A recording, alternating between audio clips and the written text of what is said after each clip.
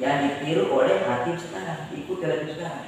Ya misalnya ini, hakim dulu ada putusan perkara misalnya perkara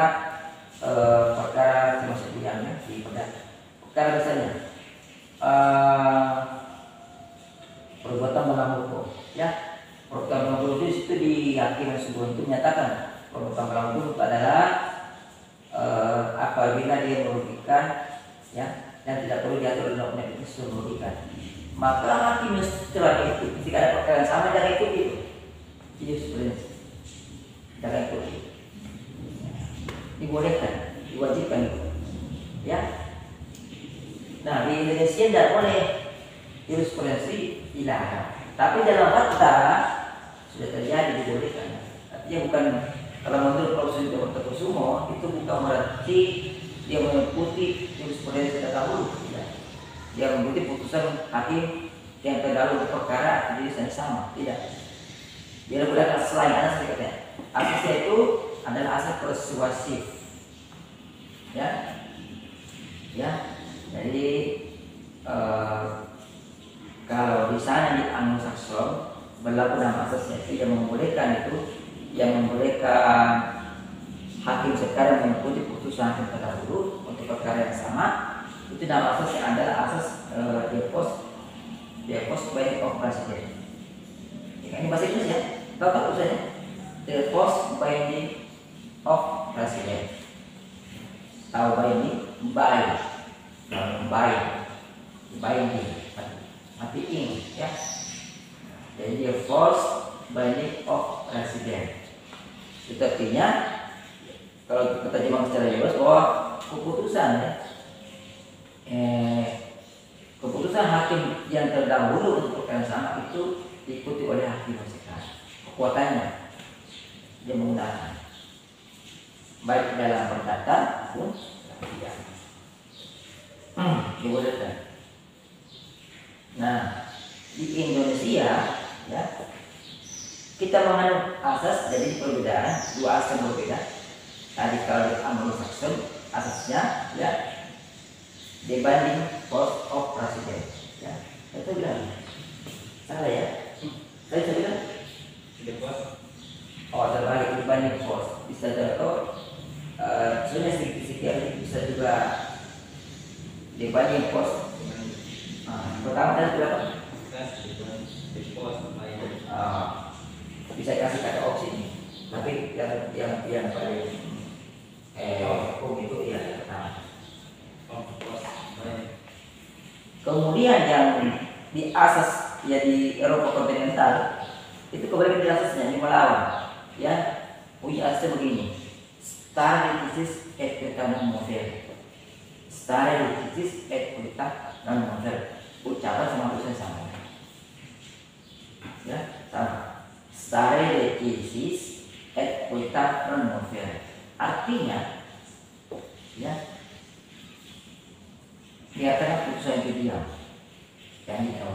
Maknanya putusan hakim yang terdahulu itu tidak boleh diikuti, ya walaupun perkara yang sama. Ini larang, ya.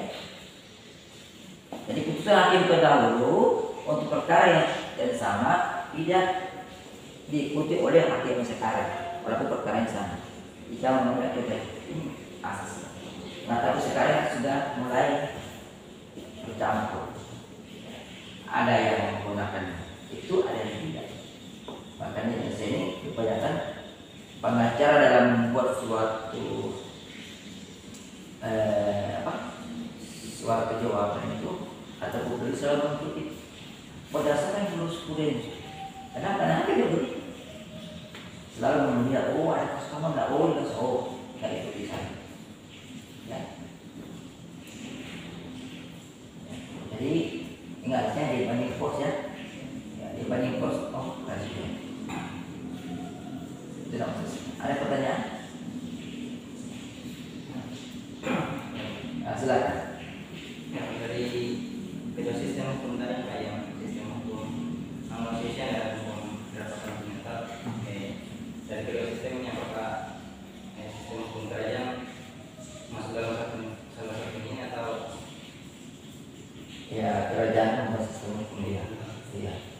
Sistem bentuk pemerintahan. Sistem hukum. Ada tambahnya lagi di Indonesia itu pertama lagi sistem hukum Islam. Ya, sistem hukum Islam itu ada sistem hukum yang sistemnya bersumber dari Al-Quran dan Hadis. Itu sistem hukum Islam. Dan sistem hukum adat. Ya, Indonesia menganut sistem hukum adat. Ada dimaksud sistem hukum. Jadi sistem hukum yang sumbernya berasal dari adat. Itu tambahannya ya. Tapi secara garis besarnya sistem hukum di dunia cuma ada dua yang besar maksudnya. Ya. Eropa kontinental dan Anglo-Saxon. Ya, sistem hukum itu juga besar yang berlaku utamanya di Timur Tengah. Di Timur Tengah itu berlaku sistem hukum Islam. Ya, secara Arab itu dua sisi secara Arab itu berlaku sistem hukum Islam. Ada pertanyaan lain?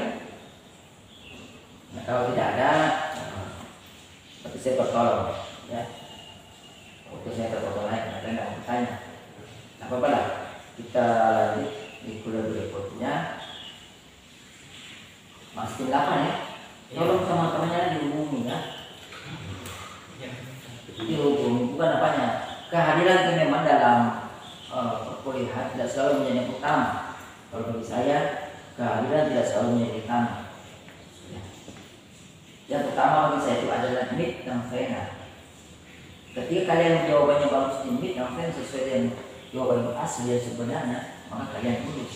Cuma pertanyaannya sekarang, kalau tidak pernah datang kuliah, bagaimana bisa menjawab nantinya? Dari mana kalian materinya? Ya kan? Kalian akan mempelajari sesuatu secara menggita. Apa besok ini kalau ujian? Karena kan tidak pernah ujian, kita buka aja adanya. Hanya ketika kalian dites, jawaban kalian merangkul, kacau. Karena kan tidak pernah. Dan saya masih ingin menghargai kesalahan saya dosen. Kamu sebagai orang munafik. Saya ingin ketika mahasiswa saya menjawab pertanyaan, jawablah pertanyaan itu berdasarkan dari saya, sumber saya. Untuk apa nang kuliah ceramah begini-begini? Kalau di betul ketika kalian dikasih pertanyaan, menjawabnya umum, tidak kena. Menjawabnya nanti kasih pendapat dari pakar kita. Bukan saya membandingkan saya dengan orang lain, tidak. Bukan saya menganggap bahwa saya lebih unggul dari mereka, tidak. Harganya dosennya. Iya. Masa kita sudah kasih ilmu begini materi ini, begitu kalian menjawab, aduh kasih jawaban yang betul sih betul. Nanti aduh masa kasih jawab orang lain. Apa gunanya kuliah? Saya ingat saya kuliah di UGM S2. Ya. Saya tuh kalau kami di semester awal tuh itu semuanya D. Kenapa D? Karena pertanyaan yang dikasih pertanyaan Prof itu tidak mau kalau kasih jawaban bukan dari kuliahnya. Iya, saya Prof Bambang juga. Prof Bambang itu hari mengajar terus lagi buku. Sama juga selesainya. Ngapain sih? Ya betul. Jadi kalau kita tuh ujian kita punya catatan. Tanggal sekian. Kita kuasai itu kan. Sambil membaca juga bukunya kan. Kalau kita baca pengarang buku juga. Kita baca buku. Kita apa halamannya? Berdasarkan kelas sekian bla situ. Kita tidak salah itu. Baru awal masuk tentang pembukaan itu. Kasih pertanyaan kita ingat masih pilih satu. Oh begitu jawabannya satu. Jawab ngomong benar dia. Ya kita dari buku lain. Yang kita baca kan lulus. Enggak lulus. Karena itu mana penghargaan. Memang betul jawabannya juga betul. Ya benar juga. Jadi ini apa gunanya kita kuliah dulu? Ya kan? Artinya apa? Bolehlah. Jawaban dari referensi itu menambah wawasan kalian. Ya, silakan boleh. Tapi jangan dipakai ketika menjawab soal. Menjawab soal itu adalah ya materi yang pernah saya berikan. Supaya kalian pertamanya cuma dari buku tapi itulah dosen kalian juga ditinggalkan ya. Soal ini Pak ini. Sama saya pengajar sistem hukum. Banyak pengajar sistem hukum di luar sana. Banyak. Nah itu betul benar. ingin dihargai, buatlah pengertian sistem hukum berdasarkan apa yang saya berikan kepada kalian. Karena saja basis Anda, saya dari memberikan pengertian sistem hukum itu dari profesor saya di UGM, ya. Prof. Tikno, sama kan? Ya, itu saya jawab supaya masalahnya selesai. Ya harus capek-capek belajar. Kalian belajar itu, oh ini. Saya tidak melarang, saya melanjutkan baca-baca buku. Tapi ketika menjawab, ingat pemahaman saya, ingat kuliah saya. Jangan lain. Makanya inilah gunanya kita berkonten. Situ tuh. Supaya kalian itu iya tidak ini maksudnya. Ya, oke itu ya. Oke. Baik, hari ini sekian, sampai ketemu pada minggu berikutnya. Saya berharap minggu depannya hubungi teman-teman. Ya, hubungi yang lain. Hubungi. Karena tidak mungkin dia bisa menjawab yang baik di Meet dan Vena kalau jalan masuk itu. Ada juga sih orang betul ada orang seperti ada orang yang jalan masuk tapi jawabnya bagus karena dia betul-betul mau belajar. Ya, tapi orang seperti ini jarang ada. Jarang. Di antara 10 mungkin cuma 1 yang ada. Oke, baik sekian. Wassalamualaikum warahmatullahi wabarakatuh.